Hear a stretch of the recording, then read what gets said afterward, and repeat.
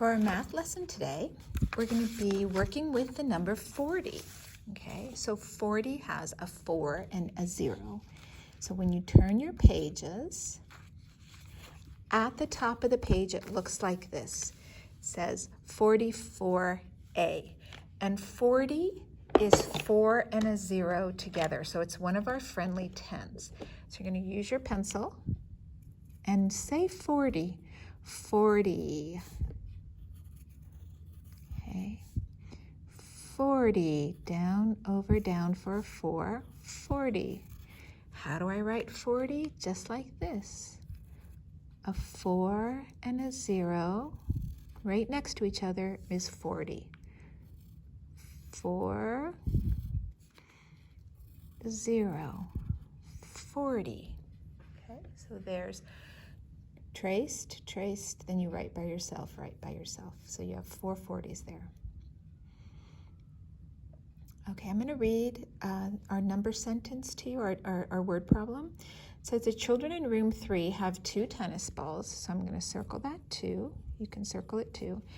And a basketball to use during recess. So the A is what I'm going to circle. The A means they had 1, okay? And a basketball to use during recess. Draw a picture and write a number sentence to show how many balls they have. So how many tennis balls do they have? 2. Okay, so we're going to draw 2 circles.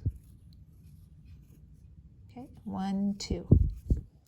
So they want to know how many balls they have all together. So we put our plus sign. Plus means bringing together, okay?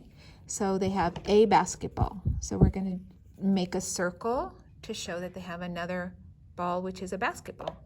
Okay, so then we're going to write our number sentence, which is super easy because we have our plus sign. On this we have 2, and this we have 1. So we just copy that down to show the number 2 plus 1.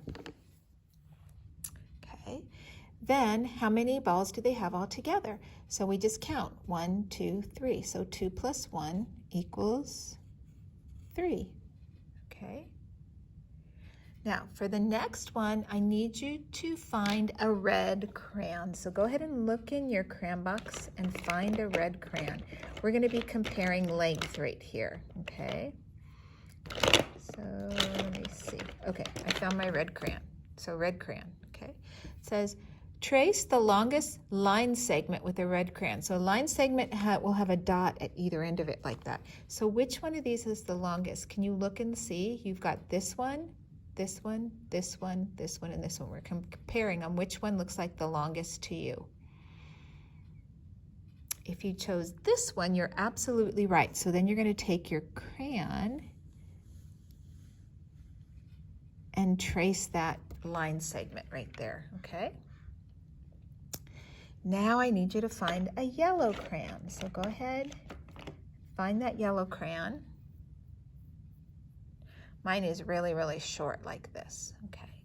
So it says, trace the second longest line segment with a yellow crayon. So if this is the longest, when you compare this to this one, and this one, and this one, which one is the second longest? Did you choose this one? This is the correct one right here. So then you just take your crayon and write it right on top of there, okay, to show that that one is the second longest, okay? Then you need to find an orange crayon. Okay, so I'm looking in my box. And this one is an orange crayon. It says trace the third longest line segment with an orange crayon. So if you look here, this is the first, this is the second. Which one's the next longest? You have a choice of this one, or this one. Which one is the third longest? Did you choose this one? Then you're absolutely right. And you can go ahead and trace that with your orange crayon. Okay, so the next one says, we need a blue crayon, but listen up because they threw in a little trick here. They now want you to find the shortest line segment and trace that with a blue crayon. So the shortest, okay? So if you look here, if you look at all of them, this one's this long. Which one's going to be the shortest between those two that are left? Did you choose this one? Then you're absolutely right. So go ahead and trace that one with a blue crayon. Okay, now you need to find a green crayon. So I'm looking for my dark green crayon. That's going to be helpful. Okay, so there's my dark green crayon. Trace the second shortest line segment with a green crayon. If you look, since this one's the shortest, the next one closest in length to that is this one. So that would be the second shortest, and then you can go ahead and trace that with your green crayon. Okay. All right, how'd you do? Now, for the next one, they did a mixture of adding and subtracting. So if you want to follow along with me, and I'll tell you how I know the difference, and maybe you spotted it too. So this little line right here means subtraction. So this is take away. That's when we say minus. There's our plus sign, minus sign, plus sign, plus sign, minus sign, plus sign. The minus is when you take away. Plus is when you bring together, okay? So let's see, we could even use our fingers to do these problems here. So the first one says 6 take away 1, or 6 minus 1. That's how that problem reads. So I can have my 6 fingers. I'm going to pop out 6 fingers, 1, 2, 3, 4, 5, 6. And if I take away 1, how many do I have left? 1, 2, 3, 4, 5. So I'm going to write my 5 right here. And if you need to see what a 5 looks like, this is a 5 right here. It's got a neck, a belly, and a hat. Okay. Now I'm going to show you on the number line, because I want to show you something that happens in addition and subtraction. In addition, we always move this way, but when we're going to, so we're moving towards the number 30, the higher number. In subtraction, we're going to be always moving the other way towards 0. So watch what happens now when I do the addition. So we've done this a lot on the number line. So 5 plus 1 is the next problem. So 5 plus 1, and you stop and you land on the 6. So you write the 6 down here. So 5 plus 1 is 6. 8 plus 0, and we've been learning that when you add 0, the number doesn't change. So if I'm on 8 plus 0, that means I can't move, and it's still going to be 8. Okay, here's our next subtraction problem. And you have to be careful. Remember, there's that minus sign. Watch what happens when I start here on 4, and I have to minus 1. So I jump 1 space. I'm heading towards 0, so I land on 3. So I'm going in the other direction. So 4 minus 1 is 3. We have a double problem, 2 plus 2.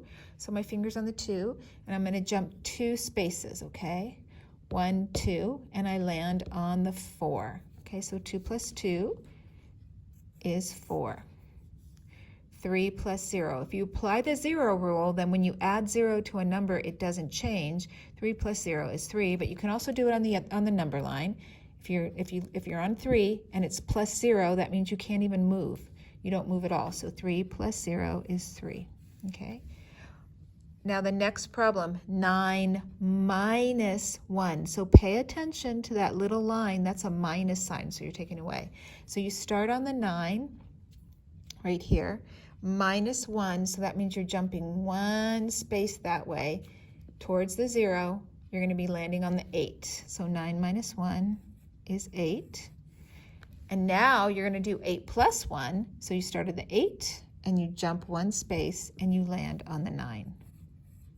They tried to trick us right there, but honestly, we are so much smarter. We know how to handle tricks, right?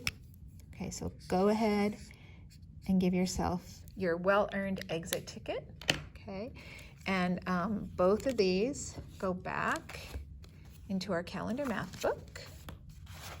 One here, one here, and you should be very proud of yourself. That was a great lesson.